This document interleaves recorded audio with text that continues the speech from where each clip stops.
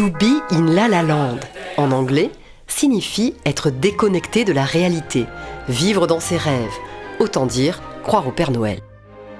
La La Land, c'est aussi le surnom donné à la ville de Los Angeles par ses habitants, parce que c'est la ville de Hollywood, l'usine à rêves, le lieu de fabrication des grands films et des blockbusters réalisés dans les studios de cinéma de la Warner Bros., de la Paramount ou Universal.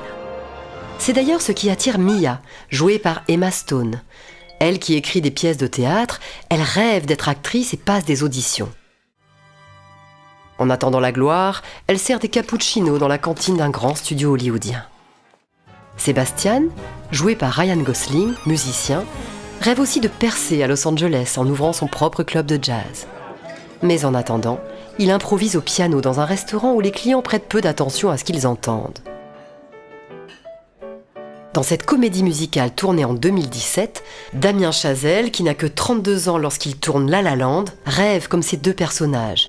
Mais c'est aux grandes comédies musicales hollywoodiennes qu'il rêve, celles des années 1950 et 60, comme Chantons sous la pluie, Tous en scène ou West Side Story. Comme sa mère est française, le cinéaste cinéphile rêve aussi aux Demoiselles de Rochefort. Ce film, réalisé par Jacques Demy en 1967, invitait, dans une ville de province, les chorégraphies et les couleurs de la comédie musicale hollywoodienne classique.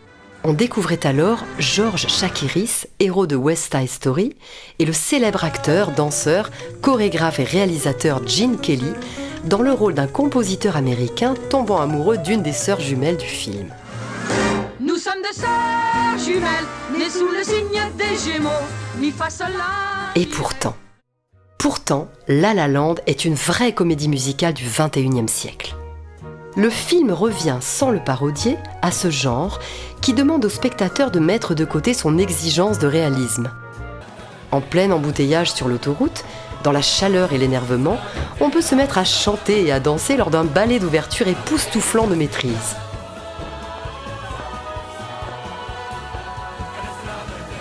Sur une colline de Los Angeles, alors que le soleil se couche, au lieu de s'embrasser, Mia et Sébastien esquissent un pas de deux en claquettes, comme s'ils avaient toujours dansé ensemble.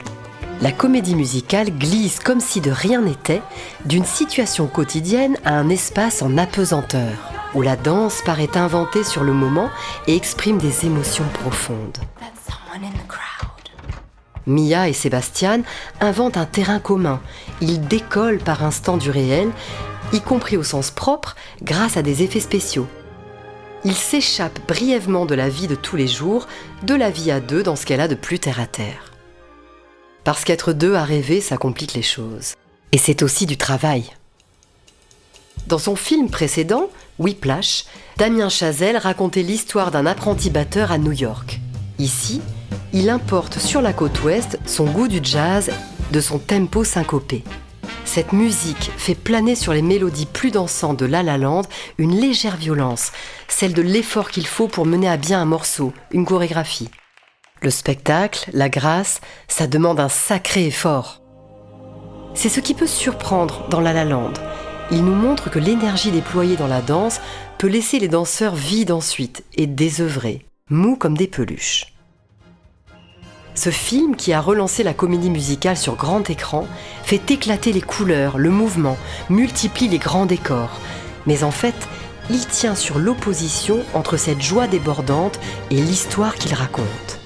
Dans une ville de Los Angeles actuelle qui ferme ses vieilles salles de cinéma et son funiculaire, il n'est pas sûr que l'amour romantique soit compatible avec l'accomplissement de chacun dans son art. Dédié dans une bouleversante chanson à ceux qui rêvent, c'est en tout cas un film qui relance toujours l'envie de croire au spectacle, à l'énergie qu'il nous demande et à celle qu'il nous procure.